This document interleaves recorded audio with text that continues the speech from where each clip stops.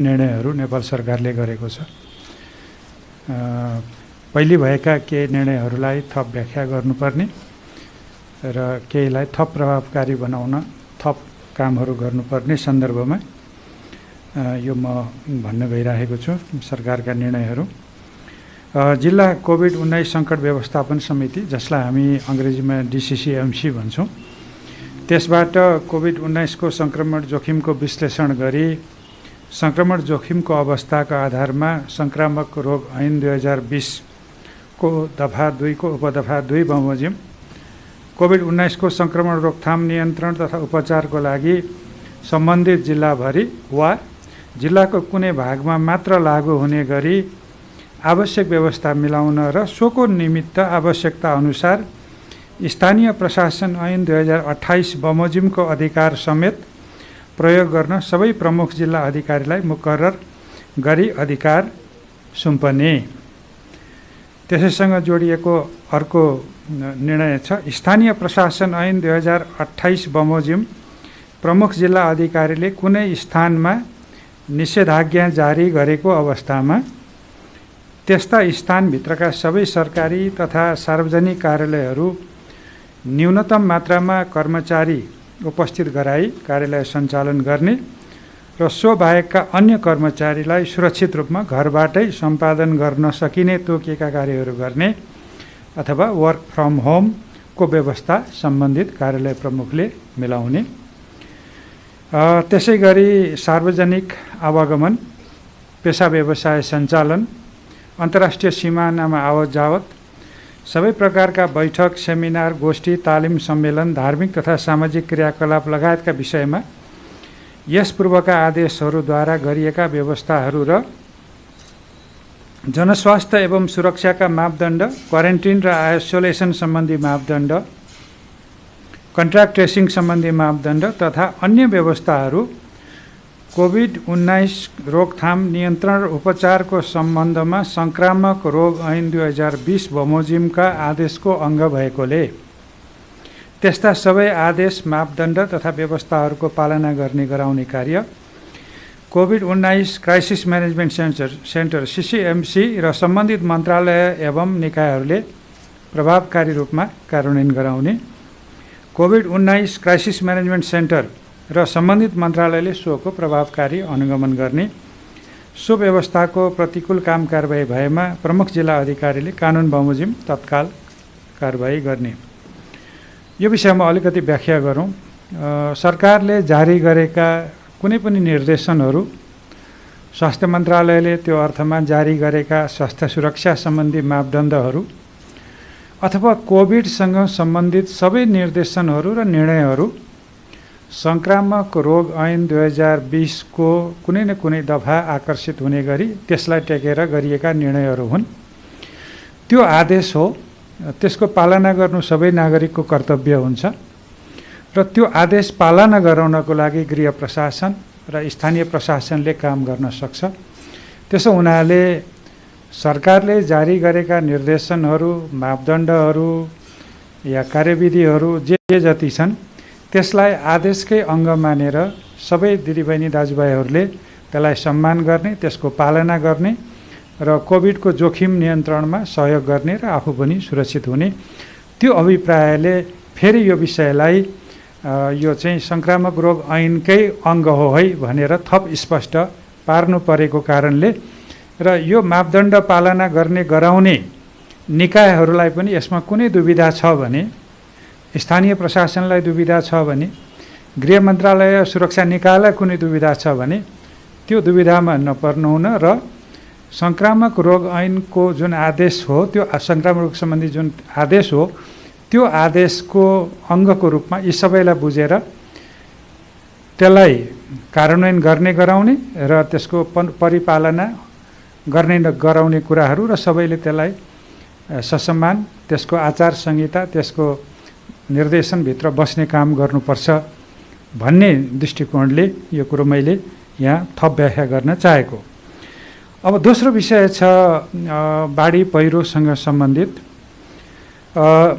हामी सबैलाई थाहा छँदैछ, हालै आएको अविरल वर्षाको कारण सिन्धुपाल्चोक र कालीकोट लगायतका देशका विभिन्न जिल्लाहरूमा विभिन्न स्थानहरूमा बाढी पहिरो आई ठुलो जनधनको क्षति भएको छ।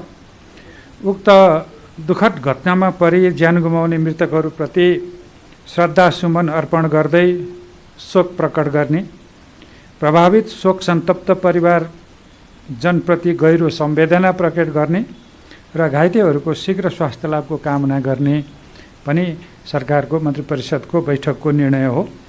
र यसै क्रममा बाढी पहिरोमा परि घाइते हुनेहरूको उपचारको सम्पूर्ण खर्च सरकारले मिलाउने, घाइतेहरूको उपचारमा कुनै कमी कमजोरी हुन नदिने।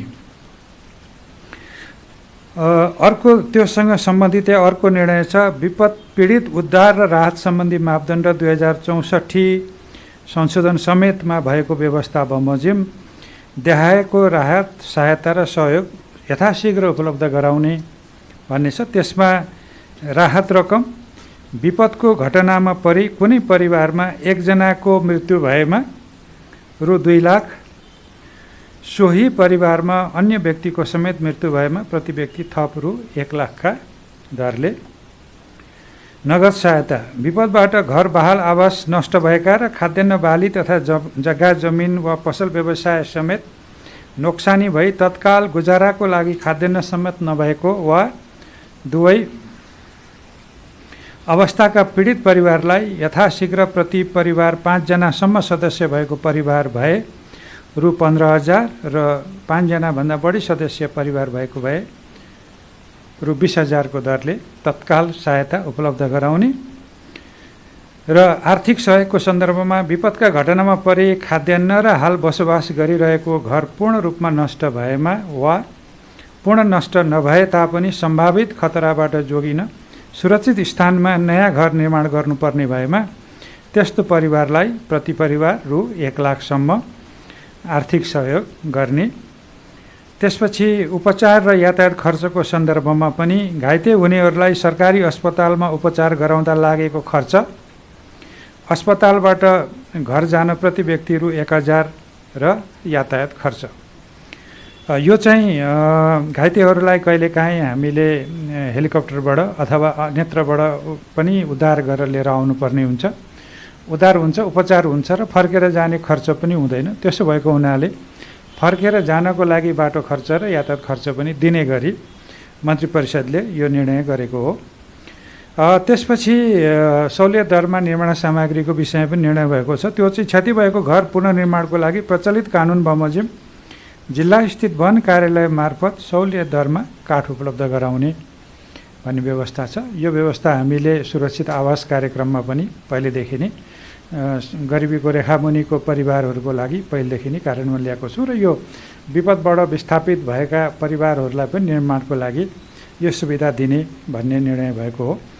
त्यसै गरी यो विपदसँगै सम्बन्धित निर्णय हो। असुरक्षित, विकट, विकासका पूर्वाधार पुर्याउन कठिन, अति दुर्गम स्थानमा रहेका बस्तीहरू समेतलाई योजनाबद्ध रूपले सुरक्षित स्थानमा विकासका पूर्वाधार एवं उपयुक्त सेवा सुविधा सहितका व्यवस्थित र सुरक्षित बस्ती विकास गर्ने सरकारको नीति प्राथमिकताका साथ कार्यान्वयन गर्ने। यसै क्रममा देशका विभिन्न भागमा बाढी पहिरोको उच्च जोखिममा रहेका बस्तीहरूलाई यथाशीघ्र सुरक्षित स्थानमा स्थानान्तरणको कार्य शहरी विकास मन्त्रालय र राष्ट्रिय पुनर्निर्माण प्राधिकरणले गर्ने, सोको समन्वय गृह मन्त्रालयले गर्ने निर्णय भएको छ। खास गरी सुरक्षित आवास र चाहिँ यो एकीकृत बस्ती विकासका कुराहरू र व्यवस्थित बस्ती विकासका कुराहरू भूकम्पपछि अलि हामीले जोड बलकै साथ अघि बढाएका छौँ। यद्यपि साधन स्रोतको सीमितता, स्थानीय सहयोग र आफ्नो थात थलो नछोड्ने एक किसिमको परिवारहरूको एउटा आफ्नो ठाउँप्रतिको मोहले पनि जोखिममै बस्न चाहने बरु भन्ने किसिमको मनोवृत्ति समेतले पनि हामीले सोचे जति त्यो बस्ती स्थानान्तरणको काम अघि बढाउन पर्याप्त मात्रामा सकिएको छैन। त्यसमा बस्ती स्थानान्तरणसँगै त्यहाँ उहाँहरूको जीविकोपार्जनको व्यवस्था पनि सँगसँगै गर्नुपर्ने हो, रोजगारीको आधार पनि सृजना गर्नुपर्ने र कृषिमा आधारित परिवारहरूको लागि काहीँ न काहीँ थप त्यो व्यवस्था समेत गर्नुपर्ने हुनाले यो अलिकति समय लाग्ने विषय छ। तर पनि अहिले सबैभन्दा उच्च जोखिममा भएका क्षेत्र र त्यहाँ रहेका परिवारहरूलाई चाहिँ छिटोभन्दा छिटो सुरक्षित बस्तीमा लगेर व्यवस्थित गर्ने र एकीकृत बस्ती विकासका अवधारणालाई छिटो कार्यान्वयन गर्नलाई शहरी विकास मन्त्रालय, पुनर्निर्माण प्राधिकरण र गृह मन्त्रालयले पनि त्यसमा शान्ति सुरक्षाको विषय पनि आउँछ, त्यो समेत गर्ने भएर निर्णय भएको छ। अब म अरू मन्त्री परिषदका अरू निर्णयहरू यहाँहरूलाई सार्वजनिक गर्न गइरहेको छु। अर्थ मन्त्रालयको 3टा प्रस्ताव मन्त्री परिषदबाट निर्णय भएको म सुनाउन गइरहेको छु। एउटा विश्व ब्याङ्क समूह अन्तर्गत अन्तर्राष्ट्रिय वित्त निगमको सेयर खरिद गर्न स्वीकृति दिने। विश्व ब्याङ्क समूहभित्र 6वटा निकायहरू छन्, त्यसमा एउटा विश्व ब्याङ्क आफै भयो, अर्को चाहिँ आइएफसी जसलाई हामी चाहिँ इन्टरनेसनल फाइनेन्स कर्पोरेसन भन्छौँ र त्यसलाई नेपालीमा अन्तर्राष्ट्रिय वित्त निगम भन्छौँ, त्यसको पनि सदस्य हामी छौँ। त्यसले आफ्नो पुँजी बढाउने र कारोबारको आकार बढाउने हुनाले उसले थप पुँजी माग गरेको र त्यो थप पुँजी दिनलाई सरकारले आफ्नो सेयर, त्यो संस्थामा आफ्नो सेयर नघट्ने गरी थप सेयर लगानी गर्ने भन्ने निर्णय गरिएको हो। अर्थ मन्त्रालयकै अर्को प्रस्तावमा यो शासक विद्युत प्रसारण र वितरण प्रणाली, खास गरी यो दक्षिण पूर्वी एसियाली, हामी चाहिँ दक्षिण एसियालीको पनि केही छिमेकी मुलुकहरूको बिचमा विद्युत व्यापार गर्नको लागि, विद्युतीय प्रणाली सुदृढीकरण गर्नको लागि एसियाली विकास ब्याङ्कबाट अमेरिकी डलर 200 मिलियन, करिब करिब 24 अर्ब रुपियाँ र त्यो चाहिँ सहुलियतपूर्ण ऋण, र नर्वे सरकारको तर्फबाट अमेरिकी डलर 35 मिलियन, जुन चाहिँ 4 अर्बभन्दा बढीको रकम हुन्छ, त्यो अनुदान चाहिँ स्वीकार गर्ने भनिएको छ। त्यो निर्णय भएको छ। अर्थ मन्त्रालयको अर्को एउटा प्रस्तावमा भएको निर्णय चाहिँ राजस्व बोर्डको अध्यक्षमा पूर्व सचिव महेश दाहाल र सदस्यमा पूर्व सहसचिव निर्मल हरि अधिकारीलाई नियुक्ति गर्ने मन्त्री परिषदले निर्णय गरेको छ। त्यसपछि कृषि तथा पशुपक्षी विकास मन्त्रालयको अनुदानको मल वितरण व्यवस्थापन निर्देशिका स्वीकृत गरिएको छ।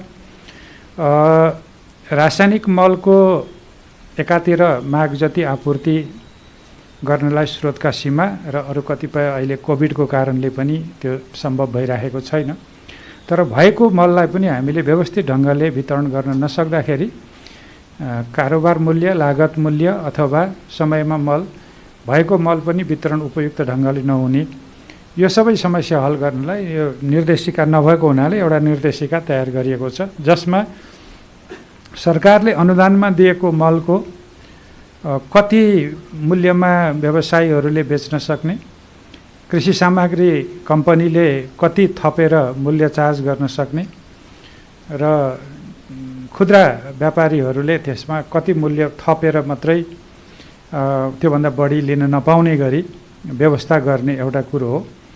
दोस्रो कुरा, त्यो मल कसले पाउँछ भन्ने विषयमा चाहिँ अब स्थानीय तहलाई र प्रदेशलाई पनि जिम्मेवार बनाऊ। हिजो केन्द्रीकृत शासन प्रणालीमा हामी स्थानीय विकास अधिकारी भन्थ्यौँ होला, जिल्ला समिति भन्थ्यौँ होला, विकास समिति भन्थ्यौँ होला। अहिलेको सन्दर्भमा हामीले प्रदेश र स्थानीय तहलाई पनि यसमा समावेश गरेपछि लक्षित समूह जसलाई रासायनिक मल दिनुपर्ने हो उसले पाउने व्यवस्था गरेर त्यसको अनुगमन स्थानीय तहबाट हुने व्यवस्था गर्ने र त्यसको लागि प्रदेश र स्थानीय तहमा पनि कमिटीहरू बन्ने र सम्भव भएसम्म कृषि सहकारीको माध्यमबाट, त्यो नहुँदाखेरि पनि निर्धारित कम्पनीहरूको माध्यमबाट निश्चित अनुगमन गरेर स्थानीय तह समेतको अनुगमनमा मल वितरणको प्रणाली अघि बढाउने भन्ने सन्दर्भमा यो निर्देशिका जारी भएको हो। परराष्ट्र मन्त्रालयको एउटा प्रस्ताव छ जसमा राजदूतहरूको नियुक्ति छ।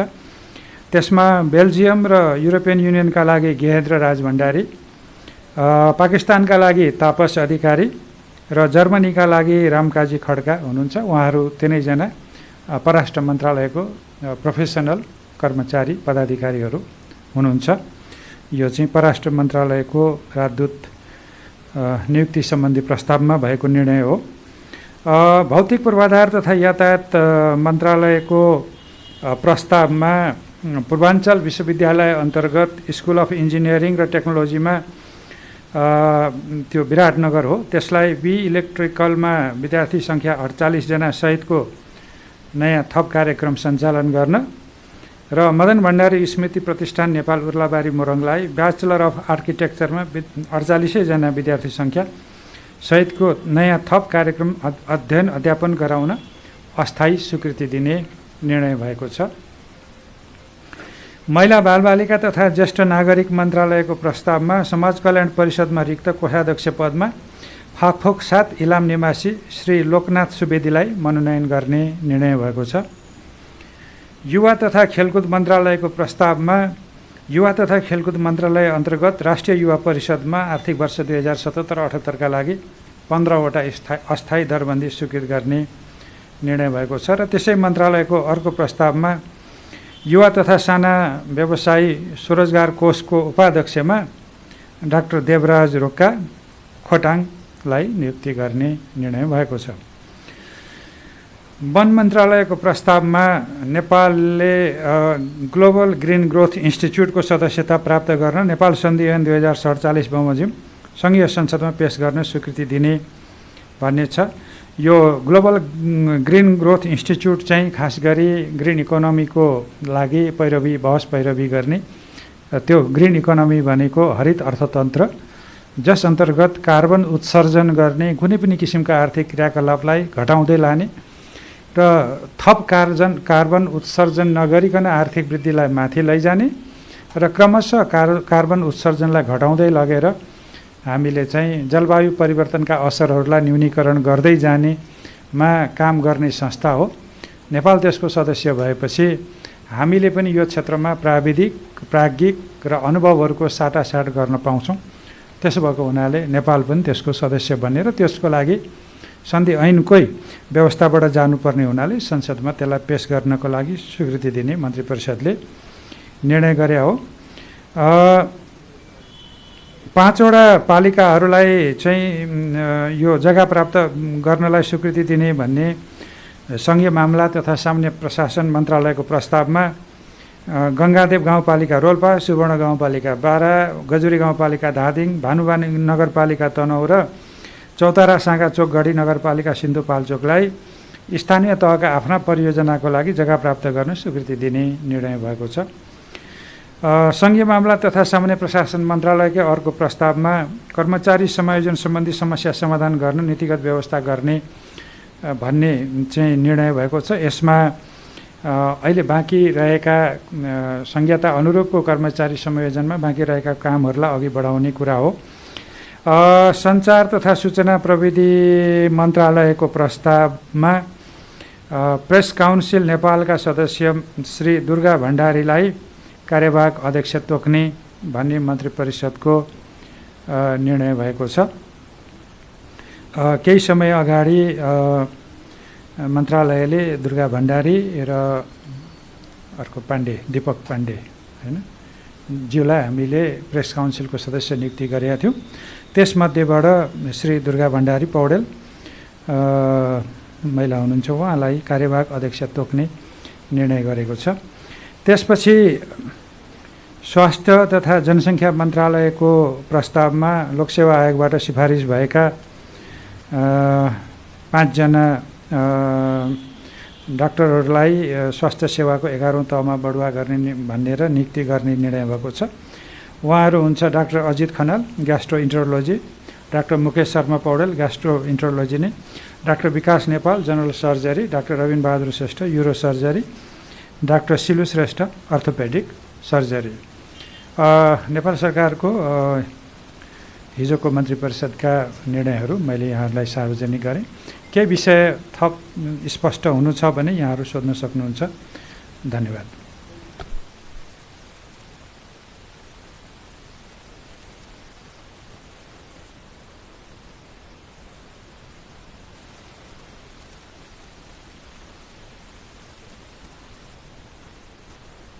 नेपाल सरकार मन्त्री परिषदका निर्णयहरू सार्वजनिक गर्ने यस कार्यक्रममा उपस्थित माननीय मन्त्रीज्यू लगायत सम्पूर्ण महानुभावहरूमा हार्दिक धन्यवाद र कृतज्ञता व्यक्त गर्दै कार्यक्रम समापन भएको जानकारी गराउँदछु। धन्यवाद।